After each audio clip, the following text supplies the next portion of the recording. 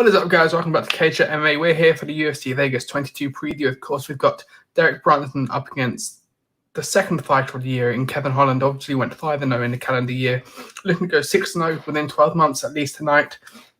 We just got the back of the Cage Warriors trilogy as well. A fantastic event. And we will be reviewing the latter part that we just seen tonight, Cage Warriors 112.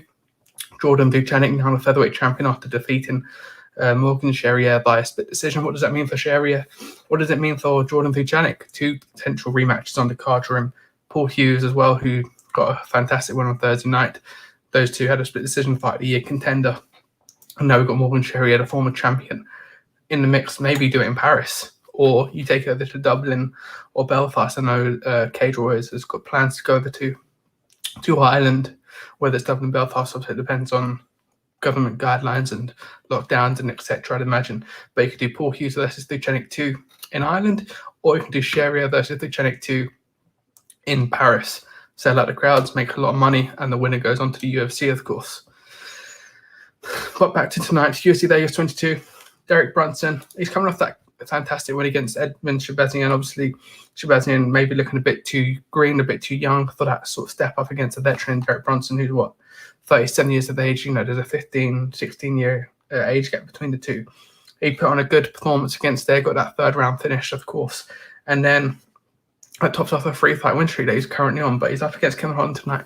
He's coming in, you know, probably other than maybe Hamza Chimaev on that hot streak, you could say, of talent that we saw come through last year. You know, he's 21-5 going into tonight. He beat Jack Ray by a knockout off his back. And you remember that swing off his back to almost finish him. And, you know, it was a crazy knockout, one of the knockouts of the year. He obviously, before that, beat Charlie Ontiveros, Darren Stewart by a split decision. He obviously had that no contest last week, unfortunately, for him. And obviously, Jacqueline Buckley. He got that right crossover, and Buckley then went on to other knockout of the year. So he's got some fantastic wins on his record. You know, he's lost to Brandon Allen back in 2019, but since then he's just been on a tear up, and he's only got better. And I think he does get a win tonight. I think there's something special about Trailblazer. I think he gets the job done. Whether he knocks him out, I'd have to say yes. I would say he knocks him out in 3, but again, Derek Brunson, is very much the veteran, the experienced competitor. Obviously, Kevin Holland's only 28 going into this fight. His birthday's not till November. But I do think there's something about him. Obviously, he's been talking about, Israel Adesanya, the champion. He's been talking. He had back and forth with Marvin Vettori. I believe he was meant to fight Vettori at one point, if I'm not mistaken. But obviously, that didn't work out. I know Jack Manson and obviously Vettori to that spot. So maybe it's a bit of beef there. Maybe still Jack Manson, who's now just been given Edmund Shabazian, which seems a bit of a weird matchup with it. I would say that's heavily favourable in Jack Manson's favour. Obviously, he's higher ranked than Derek Brunson was when he got that fight, when Shabazian got that fight. Obviously, there's a lot of people around that division already in matches, so maybe it's just one of those ones where those are the only two sort of viable competitors, but it does feel a bit harsh on Edmund Shabazian to come with that loss to Derek Brunson and be given a tougher opponent in Jack Manson. But for Kevin Holland, a win tonight certainly puts him in that top 5, top 6 perspective. And, we'll have a look at the rankings first, of course. Robert Whittaker versus Paulo Costa is no more. We now got Calvin Gastelum versus Robert Whittaker, of course, which was a fight we was meant to see in 2019. That takes place instead on April 10th or April 18th. Calvin Gastelum wins that, you could potentially put a rematch with Adesanya. If Whittaker wins that, you very much expect him to. Obviously, Darren Till versus Marvin Vettori on April 10th is a big matchup. And again, if Darren Till wins that one, you'd expect him to face Adesanya, which is a big name, a lot of hype around him, a lot of support around Darren Till. And he's the only fighter there other than Jared Cannonier, who Adesanya's not fought. Obviously, Cannonier lost to Robert Whittaker. So it does throw a spanner around. If Vettori wins that fight, again, you've got the split decision win for Adesanya. Back in May of 2019, I believe, maybe 2018, sorry. So there's still that to be run back potentially. But again, if Kevin Holland picks up a fantastic knockout win here tonight, another highlight reel, maybe you book him against Jared Cannonier or Paulo Costa. Obviously, you'll be looking at the division. Manson's got a fight now. Uriah Hall's got Chris Weidman, I believe. I think that's in May. It might be late April. I don't know. 260. It's next week, isn't it? UFC 260. So got pushed back for COVID. So yes, the middleweight division is actually stacked right now. Obviously, the champion did go off that little hiatus to 205, failed, come back down, but he's got a plethora of talent. Some he's already beat and conquered, but a couple names there that he hasn't yet beat. And Kevin Holland will be looking to become one of those. Obviously, Derek Brunson's already lost to Adesanya in the past as well, back at UFC 230, if I'm not mistaken. That vicious knockout as well from Stylebender. But yes, it's a good place to be in the middleweight division right now. And obviously, Adesanya won't be feeling this, but maybe a couple of those contenders in that division feel like maybe he's lost his shine now. Now he's lost. He was 20-0 going into that fight with Blachowicz at 259. Maybe now he's lost. Maybe the middleweight division are looking at that loss going off. Maybe we can pick away from this. Maybe he isn't so elusive or as elusive as we once first thought. But again, I'd expect, it's going to be an interesting one. But tonight, Kevin Holland, to look at the tape, is the taller opponent at 6'3". He's got the longer reach by 4 inches there. But he has got a shorter leg reach with that. So maybe Brunson can make the most of that, circling outside the cage. Obviously, the smaller 25-foot octagon rather than the 30-foot octagon that we saw on Fight Island. So there's less space for Brunson to need to close down, so he can just work his way around the outside maybe. But again, Kevin Holland, he's got a good ground game. He loves to chat inside the octagon, and I think that plays a good part in that, especially with no crowd. Everyone gets to hear, and it's made him very popular talking inside the octagon, to the point where referees have had to tend to stop almost and keep it professional. But I think that's something special in Kevin Holland's game, something that makes him stand out. So, it's neither here or there. I guess it's a bit Marmite, and some people like it. Some people want him to stay silent and almost just get the job done. But, Kevin Holland's a fun guy to have inside the octagon. And, a fight between him and Adesanya would do very well with the amount of trash talk and the amount of love that both sides seem to be getting at the moment. Derek Brunson, I don't know. They had a good back and forth this week, but I think Kevin Holland does get it done. But in terms of the rest of the card, it's a good scrap. Also, we just lost today. We lost Gregor Gillespie and Brad Riddell, which would have been a cracking fight, probably fight tonight. Gregor Gillespie coming off that loss to Kevin Lee, of course, that vicious knockout, and he's handled it, perfectly. If you've heard him speak throughout the week, obviously would have thought Brad Riddell, but due to COVID protocols, that got cancelled. Either didn't see yesterday, Julia Stoliarenko did faint during the weigh-ins. She was on the scales, went to step down and fainted. So that fight with Julia Avia has been cancelled. Now, interestingly, we have got a lot of the Contender Series guys on it. Obviously, you've got Shane Byers and JP Byers, obviously two competitors and one couple, of course. They both got their contracts on the Contender Series in spectacular ways.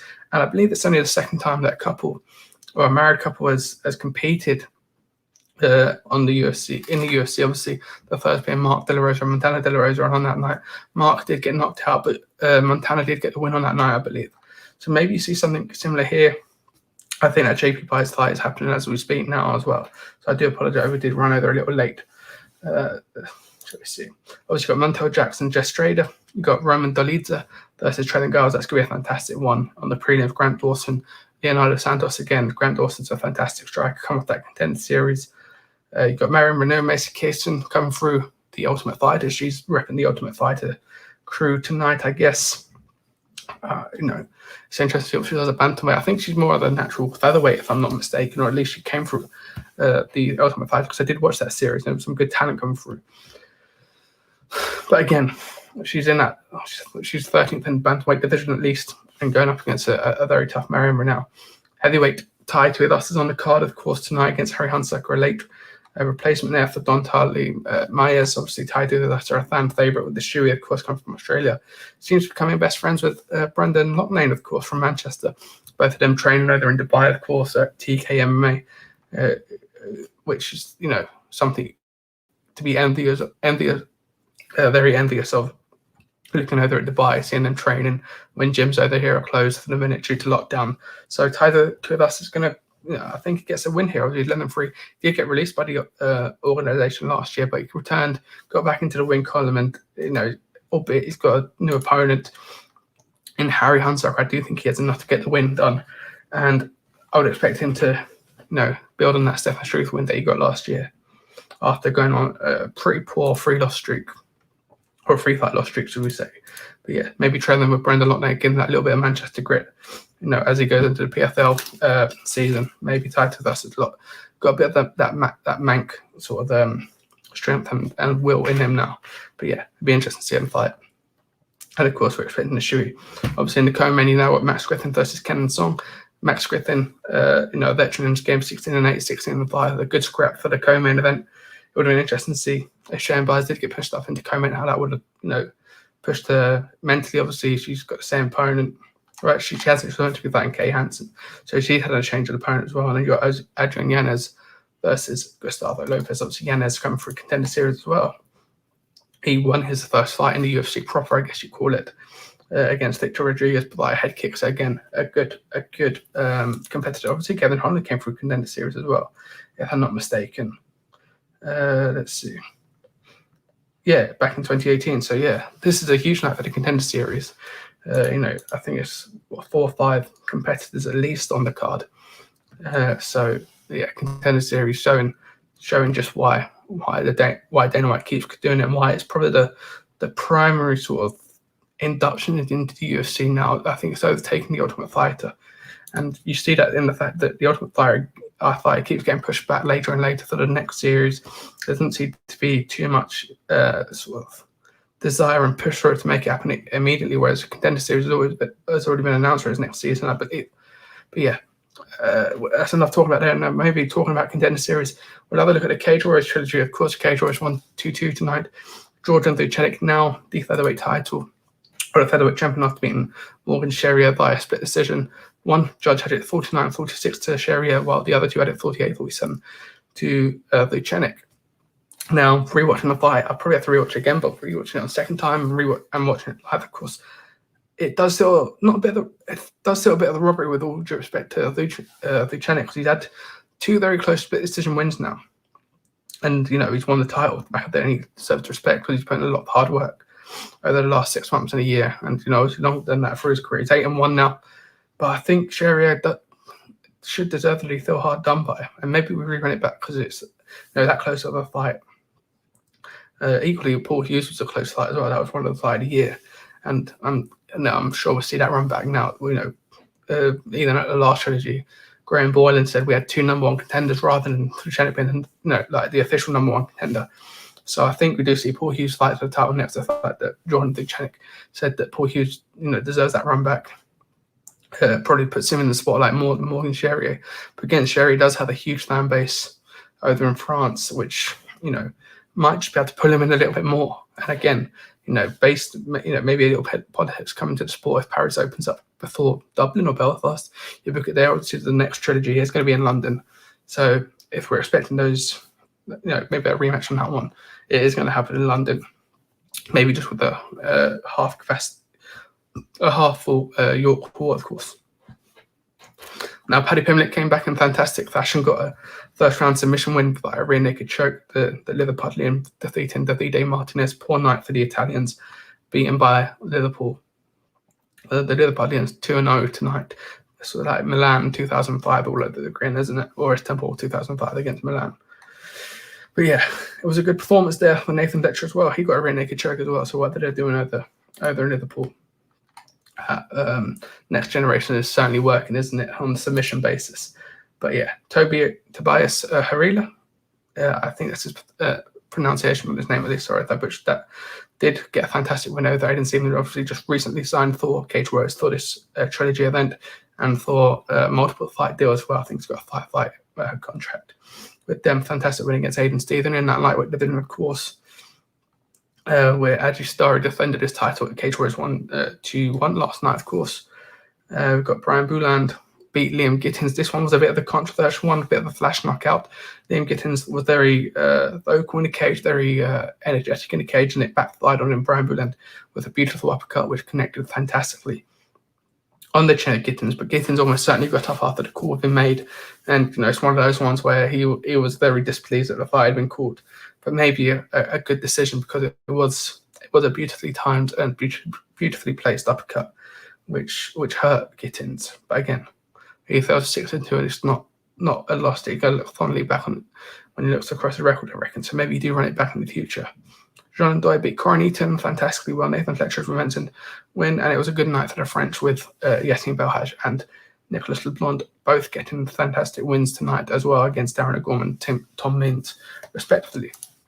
Obviously, we'll have a look at Cage Warriors 121 and 120 on the recap on Monday when we recap tonight's events as well. But yes, a fantastic trilogy once again from Cage Warriors, fantastic fights, fantastic matchmaking, and I'm buzzing to see what happens in June. There's some good narratives made. Jack Carr, obviously, against Sylvester Miller last night with the headbutts incidents of DQ as well.